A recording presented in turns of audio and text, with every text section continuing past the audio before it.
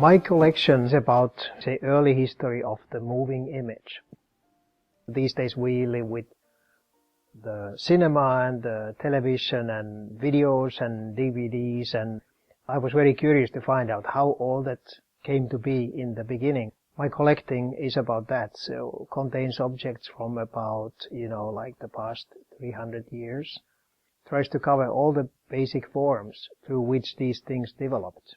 What were the things that came before silent cinema? That kind of triggered my collecting as well. So I first started buying cheap things from flea markets and antique markets. I traveled a lot in Europe. I actually grew up in Finland, and in Europe, Central Europe, there were many possibilities, and I went to many film festivals and came back with like a heavier bag than I had when I left my home. So and that was basically the beginning.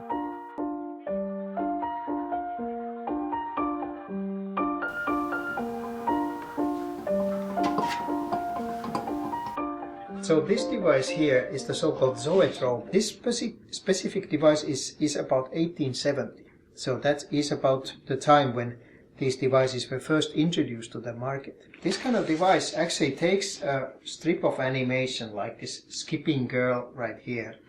And you actually put it inside. And then you spin the drum. And you watch it through these slits on the side of the drum. And magically it turns into an animation. You can actually then change these strips, and sometimes you can actually even combine strips. So if I put two strips inside like this, I get a kind of like a primitive film editing idea.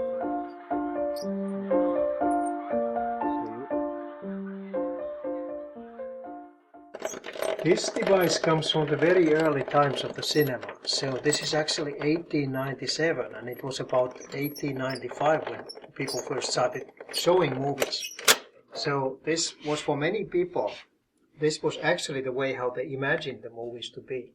Peep media, like we say. These days we peep at very small screens that we keep in our pockets, and we use all kinds of touchpads and that kind of thing. So some of those elements you can actually find from this kind of devices.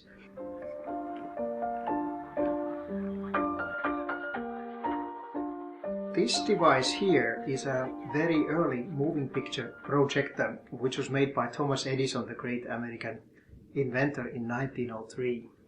And what's special about this kind of devices is that it is hand cranked. So the movie starts when I'm turning this handle. And that actually had an important effect on that experience. So you can actually slow it down, or you can speed it up, so you can make it more like into a thrill ride, or sort of like a poetic meditation. But also, sometimes you needed to do it because these early movie showmen actually didn't have enough films, but they actually charged for the whole evening. So they might be told, please crank very slowly because we don't have enough program for these people. I never counted, actually. I don't have a full catalog, but it's a few, some thousands of items. I think the sad part would be, one day to have to sell it all in an auction, because that would mean that all these pieces would travel in different ways, and you would lose track of many of them.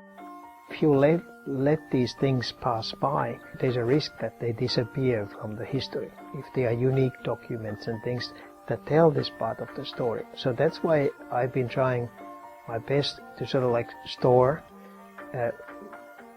those things and store them properly and things like that, hoping that they'll one day end up where then other people will also gain access to those documents and objects. So I am trying to encourage students here at UCLA, for example, to question what they see from day to day, to question the devices they have, and to question their relationships with those devices. To ask questions, it seems like it is this way, does it have to be this way, could it be some other way? And that's exactly the mission.